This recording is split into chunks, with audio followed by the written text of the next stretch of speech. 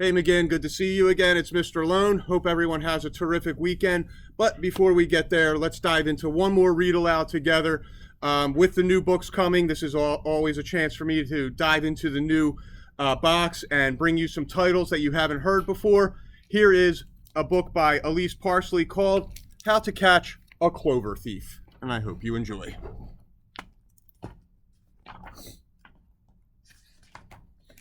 The stems were tall. The leaves were large. Roy couldn't believe his luck. All this clover patch needed were those sweet white blossoms, and then he could gobble up his very favorite snack. They were nearly ready. He just needed to be patient. "Don't even think about stealing my patch of clovers, Jarvis," said Roy, eyeing his neighbor. Jarvis shook his head. "Heavens, I wouldn't think of it, Roy. After all, clover is hard to come by in these woods, and you found it first. It clearly belongs to you." "It does," said Roy. "Now go away. It's about to bloom." "Say, you know what you need, Roy, old buddy? Here, this cookbook will help you plan some new recipes while you wait for those delightful blossoms." Jarvis hopped off while Roy kept an eye on his clover and read the first recipe and the second recipe.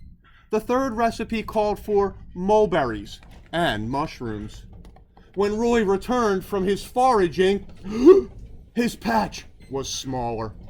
The next day, Jarvis skipped into the clearing. "What's the matter, Roy?" "Go away, Jarvis. My clover is ready to bloom, but there's a clover thief around here, so I've got to stand guard, day and night." My, said Jarvis. "You know what you're going to need, Roy? A proper campsite. Here, this guidebook will give you all the tips and tricks." Roy resisted.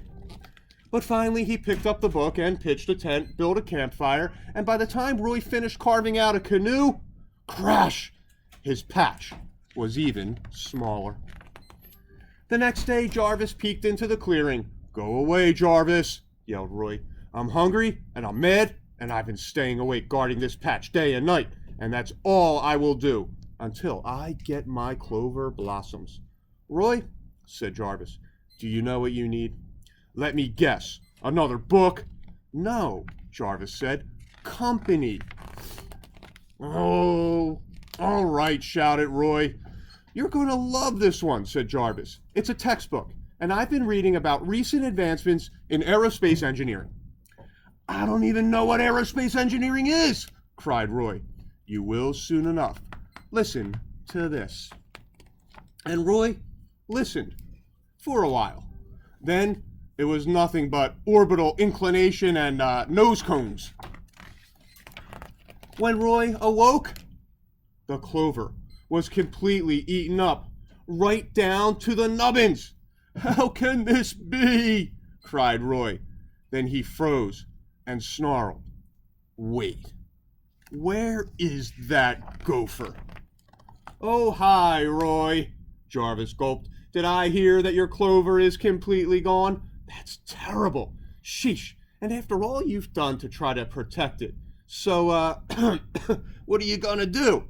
"Jarvis," said Roy, "I think you know exactly what I'm going to do." "I'm going to go get a book," Jarvis squeaked. "Oh, thank goodness. Of course, a book. The perfect way to pass the time while your clover grows back. Off you go, Roy."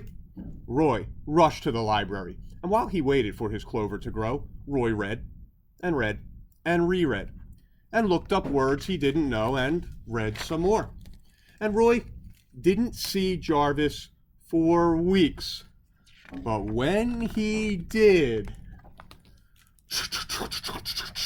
boom, boom, boom, boom, boom, boom,